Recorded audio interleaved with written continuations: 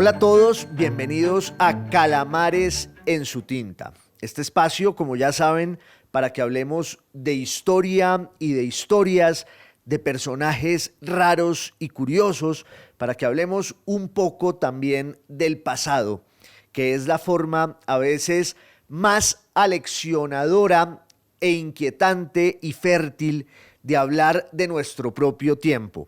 En esta salida no vamos a poder sustraernos, por supuesto que no, de ese tema del que estamos hablando todos y que nos tiene espeluznados y en vilo. Me refiero, por supuesto, al conflicto en Palestina.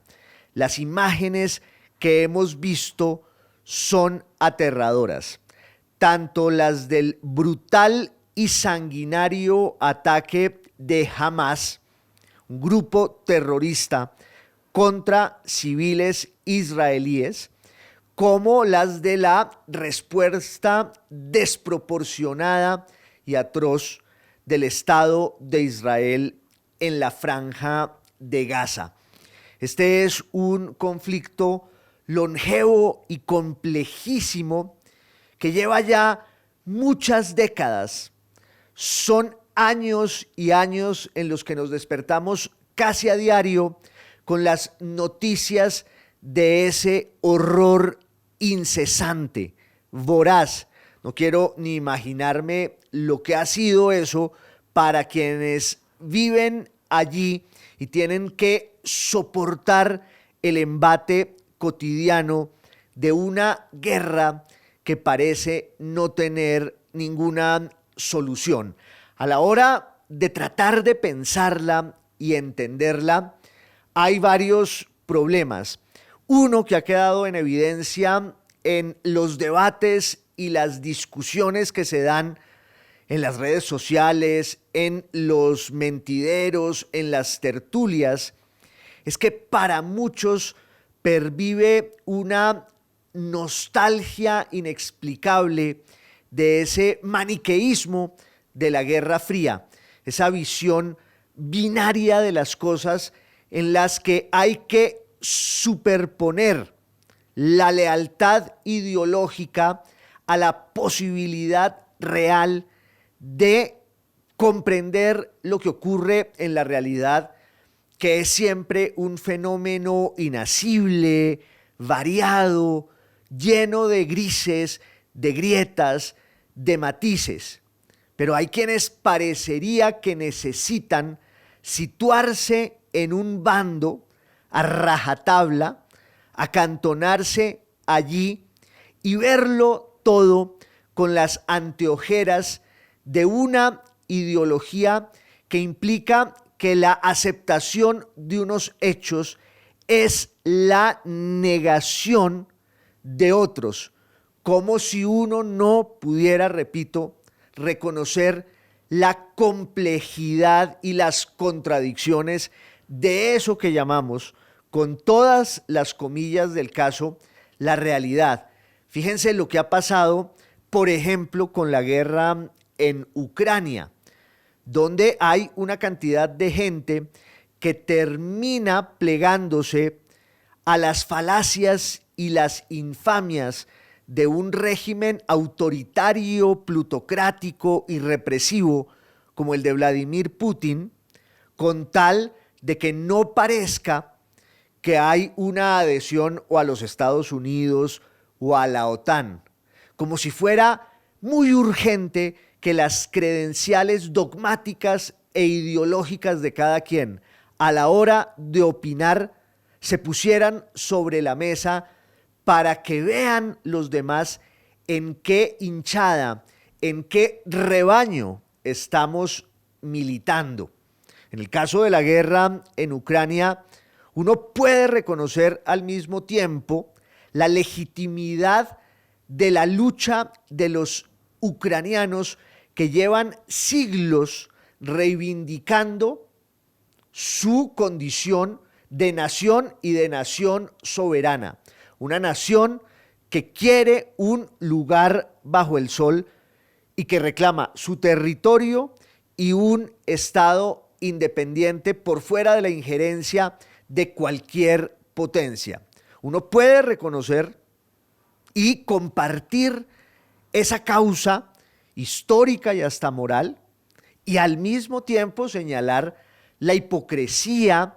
y la doble moral perversa y nociva de las potencias occidentales, con los Estados Unidos a la cabeza, con la Unión Europea y demás. En el caso del conflicto en Palestina, la complejidad nace de varios hechos, de varios fenómenos. Es un conflicto que parece irresoluble, como lo señalaron y lo vaticinaron quienes empezaron a pensarlo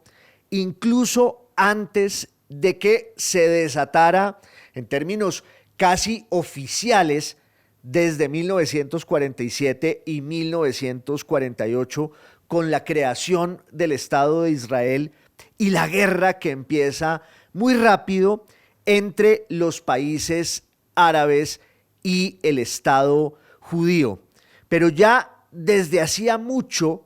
los analistas, los historiadores, los diplomáticos que llegaron a la región para tratar de encontrar un camino y una ruta que hiciera posible la convivencia de esos dos pueblos, los judíos y los árabes, en su gran mayoría intuyeron que no iba a ser posible una solución, un esquema pacífico y funcional. Es un conflicto cargado y sobrecargado de historia. Lo primero, obvio, porque todos los conflictos tienen un pasado, tienen unas raíces, tienen unas causas. Pero lo segundo, porque hay quienes quieren forzar eso hasta encontrar una especie de raíz mítica en el enfrentamiento entre los judíos y los árabes en tierra palestina, como si fuera un conflicto milenario, se dice muchas veces, lo cual no es cierto, como si allí hubieran estado matándose ambos pueblos desde el principio de los tiempos, y como si la causa y la motivación principales estuviera en la fe y en el hecho religioso, en la circunstancia de que en el judaísmo hay un elemento de identidad innegable que tiene que ver con la religión, y en el caso de los palestinos, que son árabes, pues en su gran mayoría profesan la religión islámica. Pero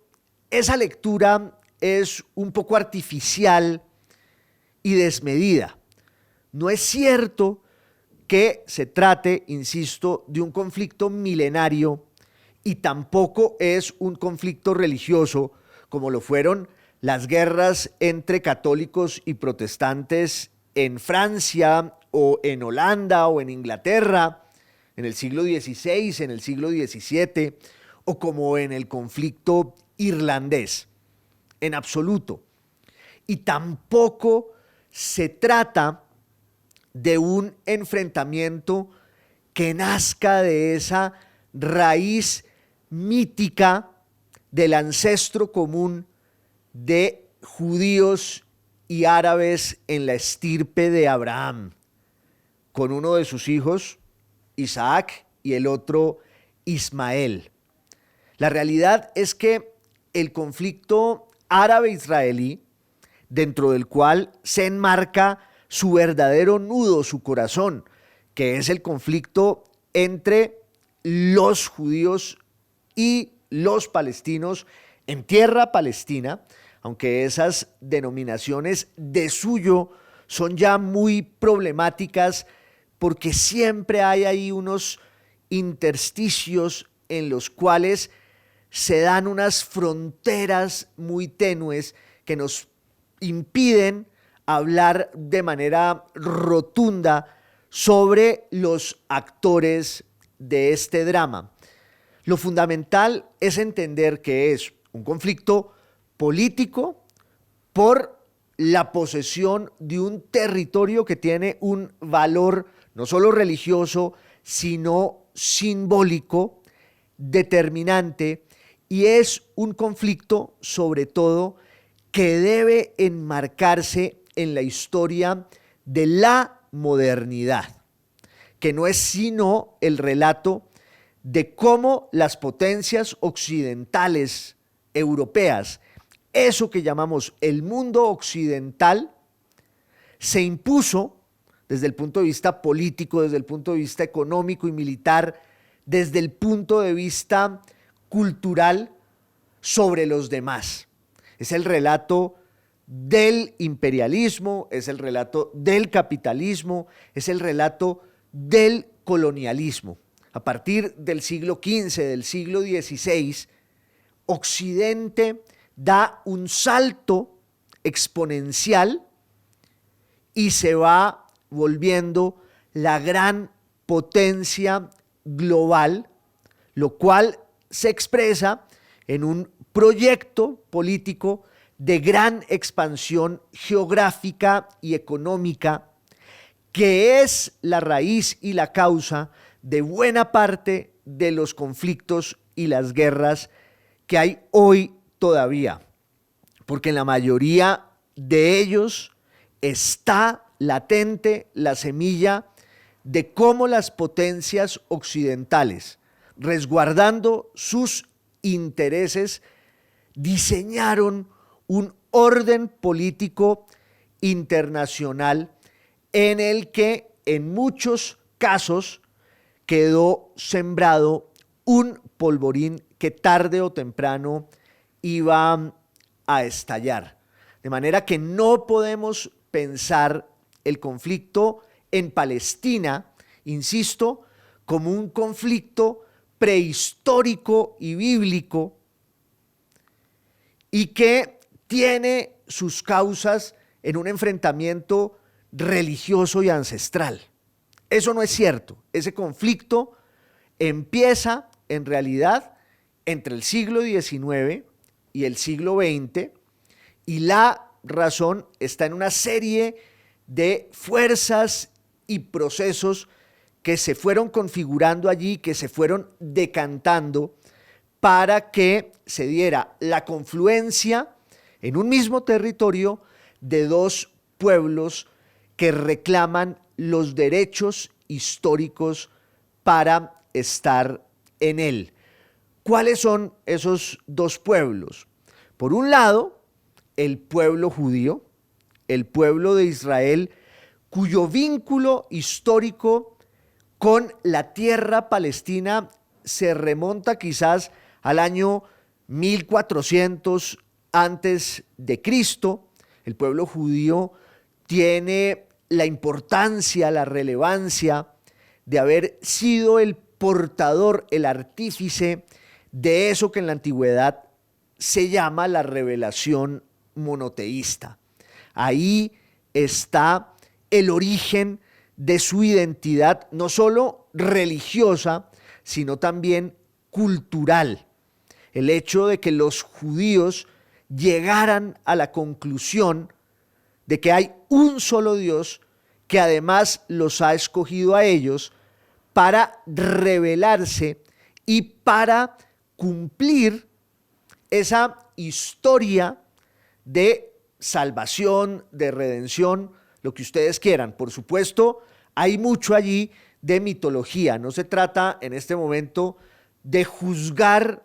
o no los alcances de ese tipo de relatos. Quiero señalar solamente que el pueblo judío es uno de los pueblos de la antigüedad que se sitúa entre la Mesopotamia, entre lo que hoy llamamos Palestina y la civilización egipcia, y en ese contexto de distintas civilizaciones, en su gran mayoría politeístas, es decir, que creen en muchos dioses, los judíos adquieren la excepcionalidad de su religión monoteísta, que se les vuelve el asidero de su cultura y de su identidad, lo cual les acarrea también toda suerte de persecuciones, ultrajes, hasta que finalmente los judíos, sobre todo al regresar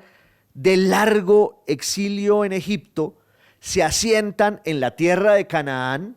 y ahí conciben un orden político que va a evolucionar durante los siglos. Digamos que desde el siglo X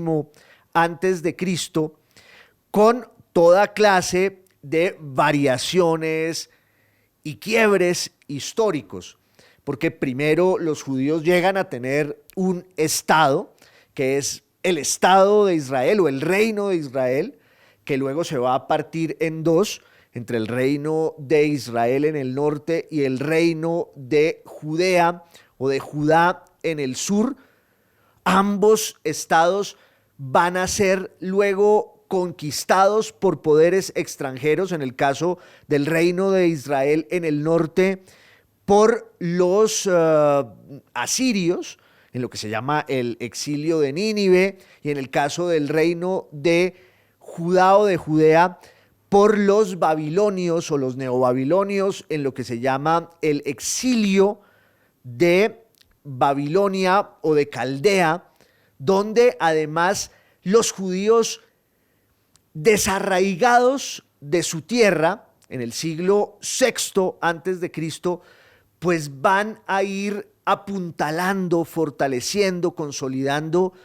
esa identidad en torno a su vocación religiosa y a su vínculo con ese Dios único, omnipotente e innombrable que los ha escogido como los portadores de esa revelación. El exilio en Babilonia en el siglo VI antes de Cristo va a ser determinante no solo para la religión judía, sino para la cultura judía, porque allí hay un apego al estudio, al texto,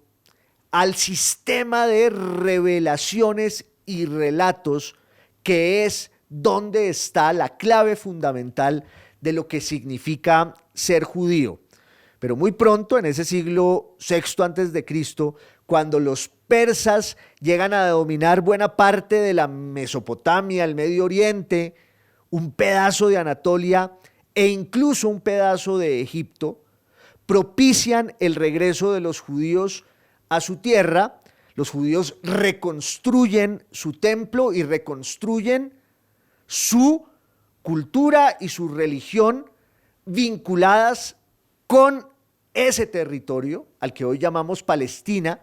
que en ese tiempo ya más o menos se llamaba también así, la tierra de Canaán, la tierra de Israel, la tierra de Dios,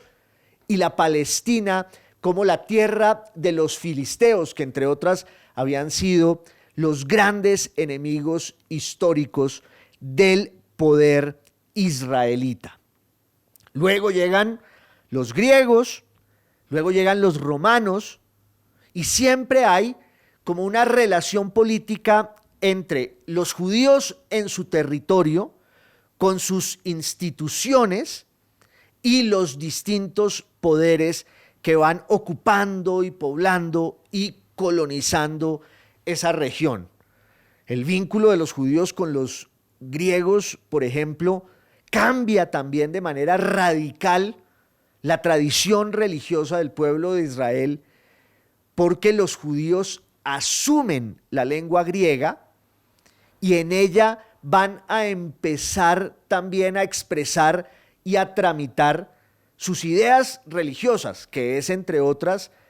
una de las explicaciones de cómo y por qué va a surgir con el tiempo el cristianismo, que habría sido impensable sin ese encuentro entre la tradición judía y hebrea y la tradición griega, la tradición helénica. Pero cuando llega el poder de Roma, las autoridades judías transan con los romanos y quedan incorporados dentro de lo que luego será el esquema imperial. Era la provincia de Judea, que tenía una estructura de una especie de reino tributario, que es el esquema bajo el cual aparece, entre otras cosas, Jesús y aparece el cristianismo. Pero había ya ahí un fermento de inquietud, insatisfacción, una especie de vocación sediciosa, de rebeldía y levantamiento de los judíos contra el poder romano, como lo había habido contra el poder griego en tiempos de los macabeos, porque claro, había una pugna entre el paganismo griego y luego romano y el monoteísmo judío. Eso lleva, en resumen, a un enfrentamiento político y militar entre los judíos y los romanos, y entre el año 64 después de Cristo y el año 135 después de Cristo, en una guerra sin cuartel, arrolladora, asoladora, aplastante, Roma acaba con los judíos, Roma acaba con el orden político judío y hebreo en la tierra palestina y lanza a ese pueblo al exilio y la diáspora. Entre otras, en el año 135 después de Cristo, en la última victoria romana contra el pueblo judío, es el emperador Adriano quien decide nombrar de manera oficial a esa provincia que antes se llamaba Judea, Palestina, que era una especie de invocación humillante en el nombre, en la toponimia de los enemigos históricos de los judíos allí, que habían sido los palestinos o los filisteos, más bien, sobre los que tenemos muy poca información histórica y arqueológica. Fue una decisión política de un emperador romano llamar así a Palestina en términos oficiales para enrostrarles a los judíos su derrota. Y los judíos salen al exilio y la diáspora se les vuelve un destino y también un atributo que llega a completar su identidad cultural, religiosa y, si ustedes quieren, nacional. Entre el año 70 y el año 135, la gran mayoría de judíos se va por el Mediterráneo a Europa, algunos pasan por el África del Norte, muchos llegan a España, o lo que hoy llamamos así, otros llegan a lo que hoy llamamos Francia, se van incorporando al proceso histórico de consolidación lentísima de las nacionalidades europeas, dentro de un esquema que no se acabó nunca, un esquema, diríamos, y no quiero sonar muy pretencioso, dialéctico entre la asimilación y la integración y el extrañamiento. Es decir, los judíos se van al exilio, la diáspora se les vuelve un destino determinante de su cultura y de su identidad, y en esa identidad entonces la nostalgia de la tierra prometida, la nostalgia de la tierra palestina o de la tierra de Canaán, llega a ser también un elemento que configura el ser judío en el exilio y en la diáspora. Y en ese exilio y en esa diáspora, los judíos reconocen su excepcionalidad, reconocen los elementos que los hermanan como partícipes y herederos de esa tradición religiosa, cultural, que luego irá pensándose como una tradición nacional. Y claro, ellos se van integrando, van apropiándose de las lenguas y los valores de los lugares a los que llegan, en lo que después se llamará Italia, en lo que después se llamará Francia, en lo que después se llamará Alemania, también en la Europa oriental, en Polonia, en Rusia, dentro de un esquema también histórico lesivo y doloroso para ellos, que es el del antisemitismo, los prejuicios del odio contra los judíos, justamente por ser los portadores de esa cultura y de esa tradición. Un antisemitismo que se recrudece en la Edad Media, cuando aparece la Inquisición, cuando los culpan de ser los causantes de las pestes, en particular de la muerte negra en el siglo XIV, cuando los acusan de ser los grandes usureros, y era cierto, porque los cristianos no podían ejercer ese oficio, cuando los acusan de ser los asesinos de Dios, el mito del pueblo de Isida que tanto contribuyó a la caricatura del odio contra los judíos allí donde estuvieran y que se integraban al lugar al que llegaban, pero siempre había una frontera, siempre había un gueto, siempre había una puerta cerrada en la que se marcaba la distancia entre los unos y los otros. Esa tradición del antisemitismo se fue agravando en el mundo moderno, en el siglo XVI, en el siglo XVII, en el siglo XVIII. Piensen ustedes que a finales del siglo XV los judíos fueron expulsados de España, que entre otras es un momento de gran desplazamiento de esos judíos españoles al oriente del Mediterráneo, entre otras a la tierra palestina por la que siempre albergaron tanta nostalgia y tanta añoranza. Son los judíos llamados sefardíes, los judíos españoles, que regresan en el siglo XV y en el siglo XVI al Mediterráneo oriental, se asientan en Grecia, en Anatolia y algunos, muchos, también en tierra palestina. El otro pueblo de este drama, de esta tragedia, es el pueblo palestino. Hay el intento mítico, forzado, falaz, no sé si necesario, de vincularlos con los filisteos, que es un poco la idea de que desde tiempos bíblicos filisteos y judíos, palestinos y judíos estuvieron enfrentados. Eso no es cierto. Los palestinos de hoy son herederos y descendientes de los árabes que a partir del siglo VII llegan al Medio Oriente por cuenta de las grandes conquistas e invasiones del Islam, que en su primera hora está constituido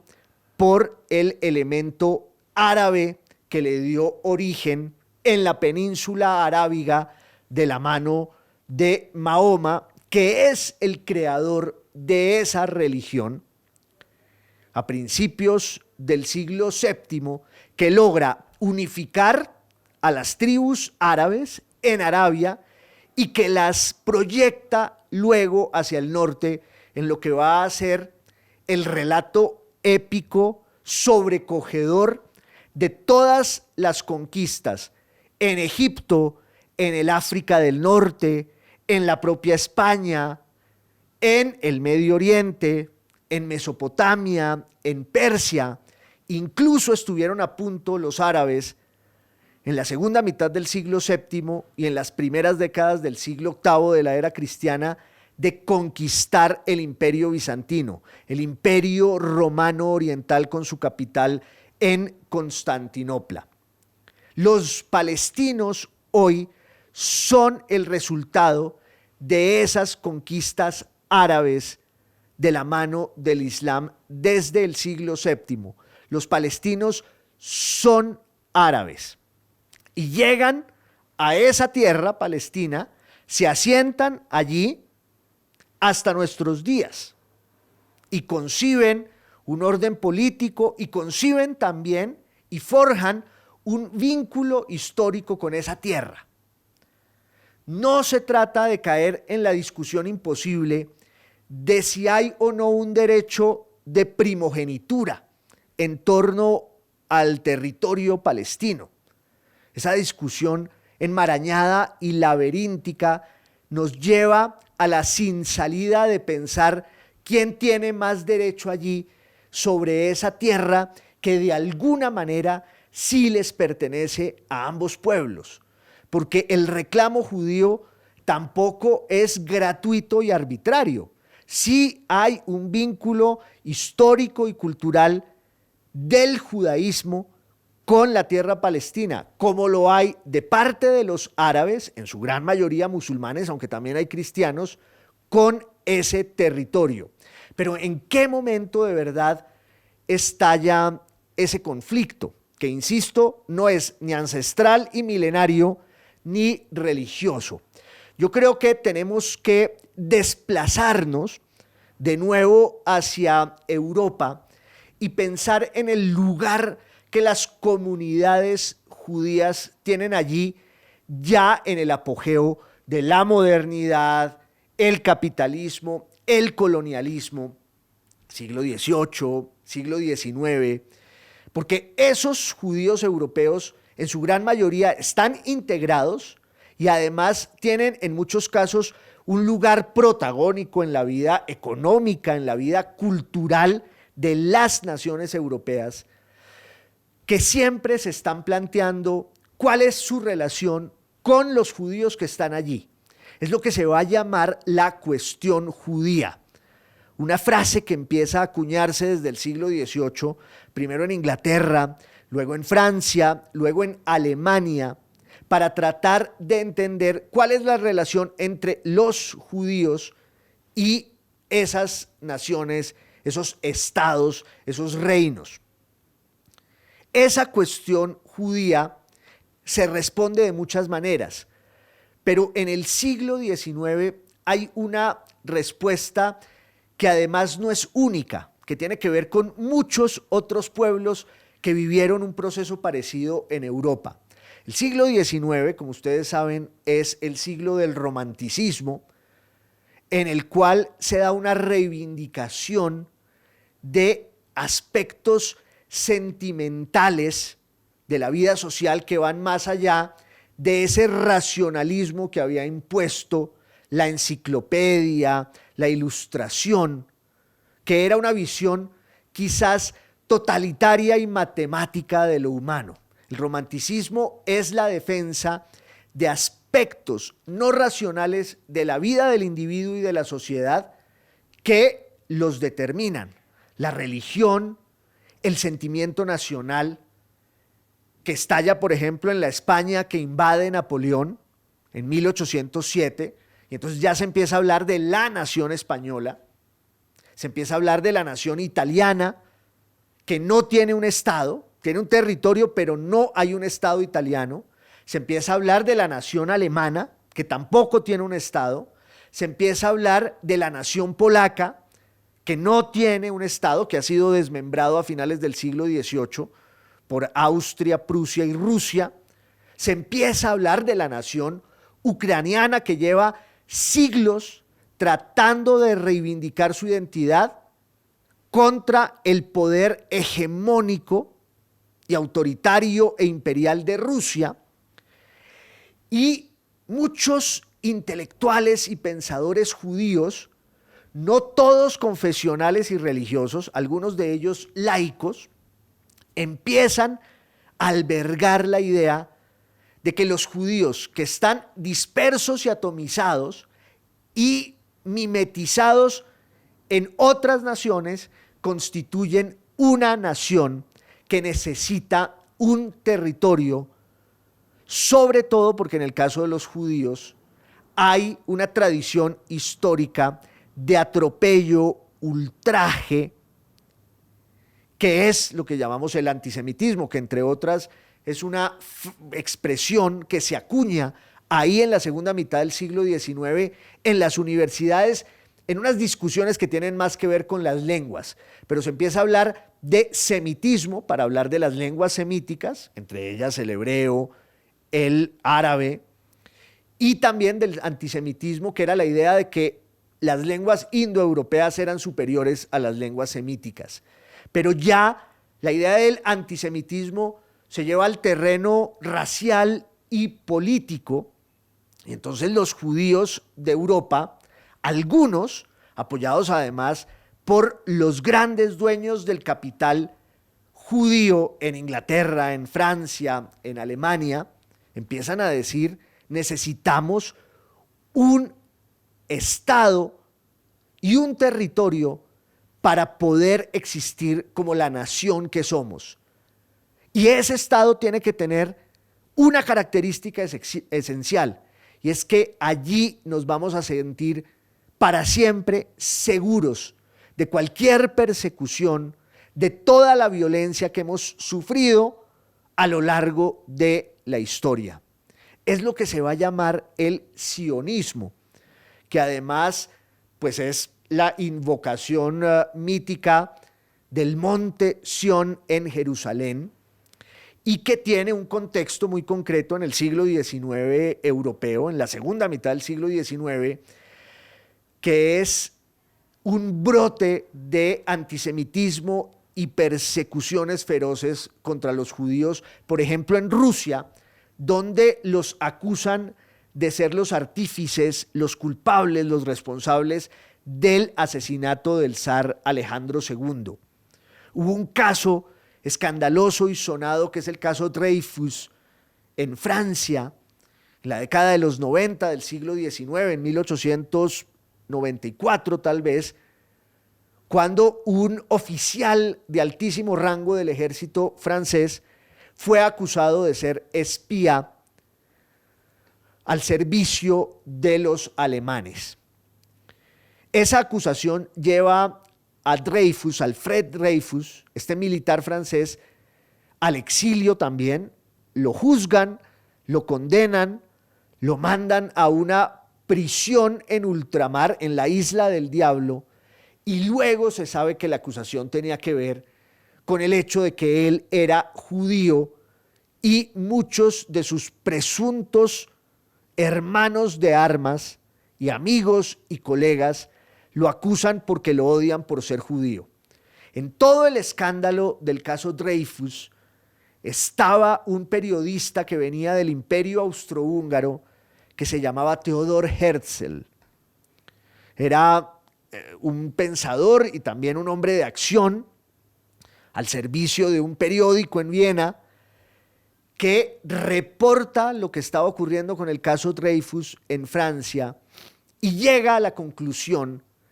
de que es urgente que los judíos tengan un territorio y un Estado propios. Él mismo escribe un libro que se llama El Estado Judío,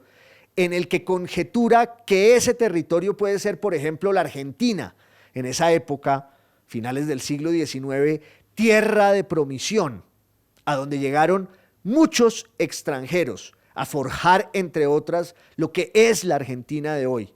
Pero claro, el elemento que prima en la búsqueda desesperada de un territorio para el Estado de Israel es la nostalgia de la Tierra Santa, la nostalgia palestina. El problema es que para ese momento Palestina estaba habitada por árabes, en su gran mayoría musulmanes, y bajo el dominio del imperio turco otomano que se había establecido allí desde el siglo XIII, desde el siglo XIV en realidad, después de Cristo, y que pudo concebir un esquema administrativo armónico y funcional, entre otras, porque los turcos conquistan a los árabes, pero ellos se islamizan,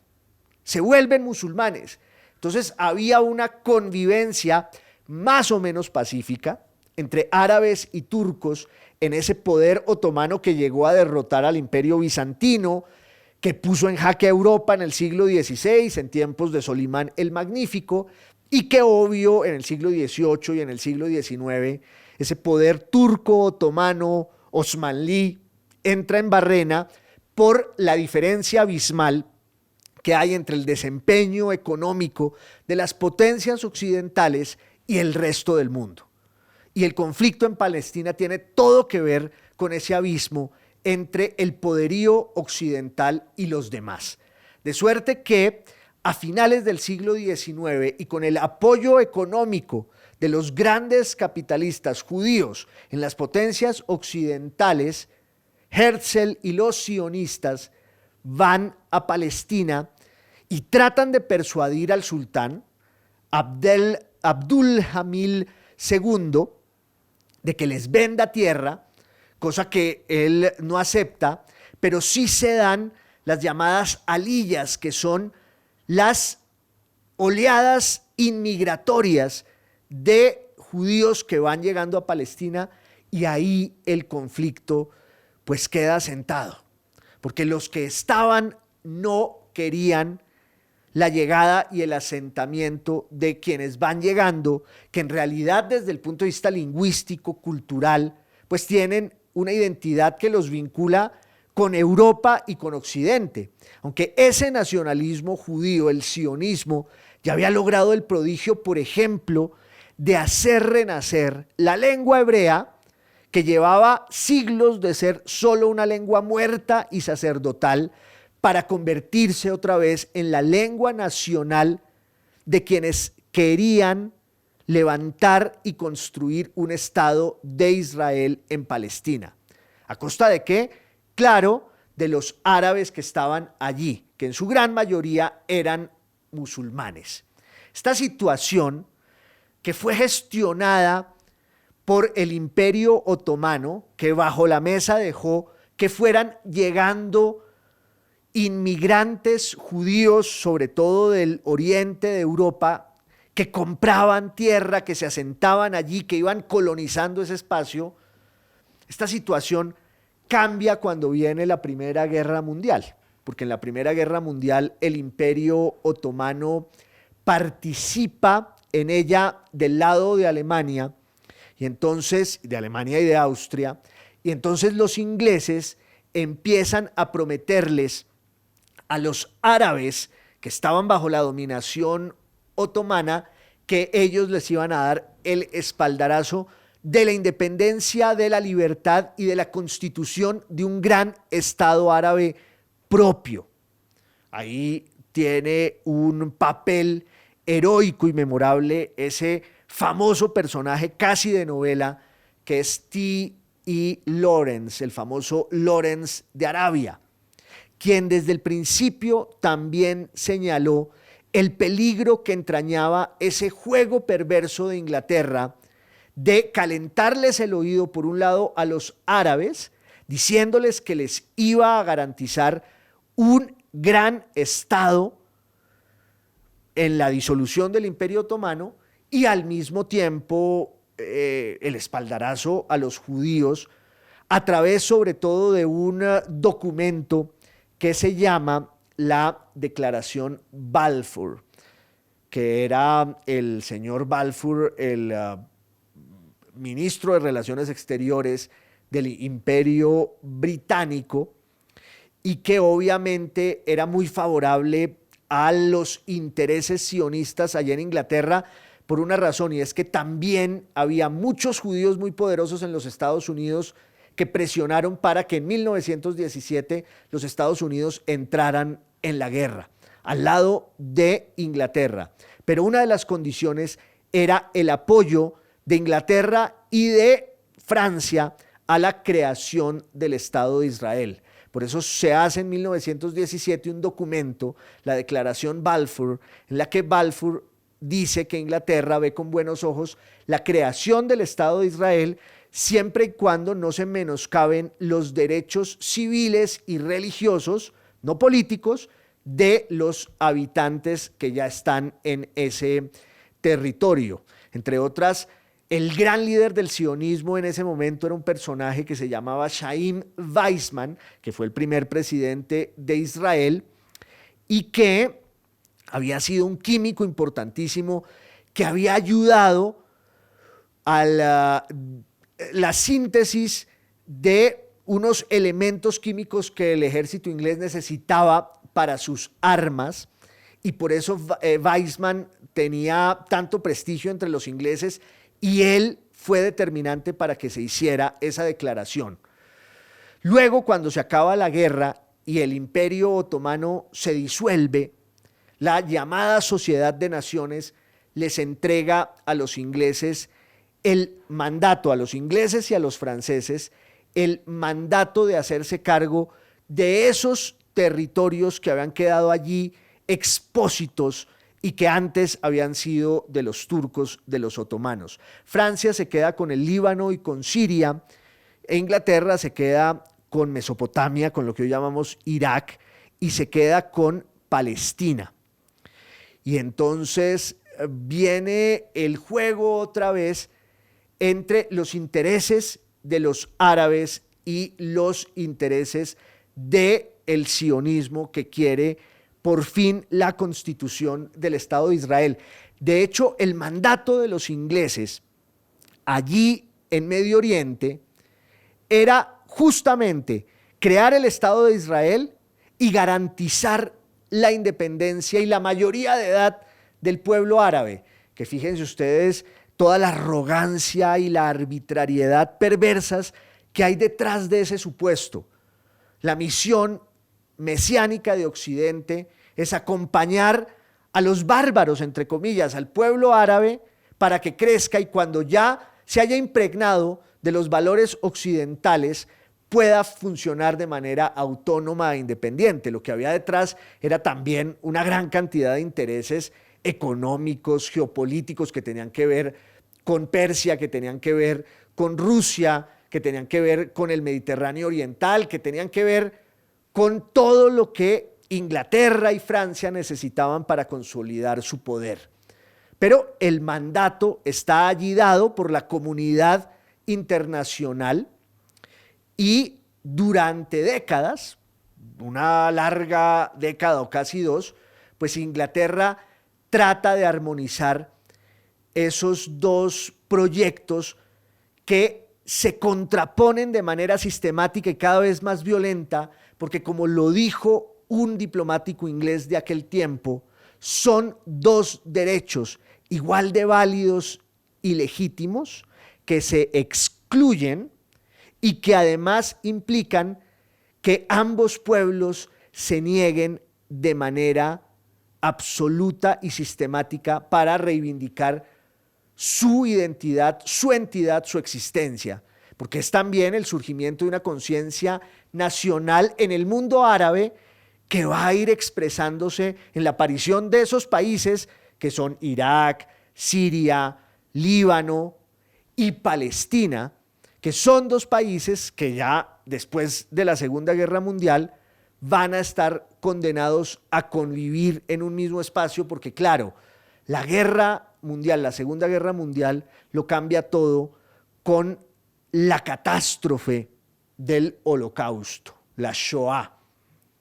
el exterminio de los judíos a manos de los nazis, que entre otras es lo que los nazis llamaron la solución final a la vieja cuestión judía. Esa cuestión judía la resolvieron los nazis con esa solución final atroz, estremecedora, que lleva en 1945 y de ahí en adelante, tras la derrota de Alemania en la guerra, a una especie de conciencia moral en el mundo, según la cual hay que reparar a los judíos y hay que fundar por fin el Estado de Israel. Los árabes en los años 20 y en los años 30 se habían opuesto por vías diplomáticas, políticas y también de hecho. Y los judíos también habían impuesto con las vías de hecho su proyecto de un Estado de Israel. Las Naciones Unidas en 1947, en noviembre de 1947 o diciembre, en una sesión histórica, crean un Estado, o más bien crean dos estados para dos naciones, y es lo que los árabes no aceptan, como durante décadas no aceptaron ninguna fórmula para que hubiera allí un enclave, un hogar judío en Palestina, un Estado soberano. Entre otras, en esa sesión del 47, el presidente Alfonso López Pumarejo, que era el embajador de Colombia ante la Asamblea, ante la ONU, se abstuvo en el voto de Colombia, señalando que era preciso esperar un poco más y encontrar una salida que les sirviera a ambos pueblos. Esa salida no se encontró, nunca no se ha encontrado hasta hoy, y en 1948, con la primera guerra árabe-israelí, se desata el pandemonium, el infierno, cuyas llamas todavía vemos y son cada vez peores. Esto es Calamares en su tinta. Ustedes saben que es radio, es podcast, es video podcast, y los espero para la próxima salida. Un abrazo a todos.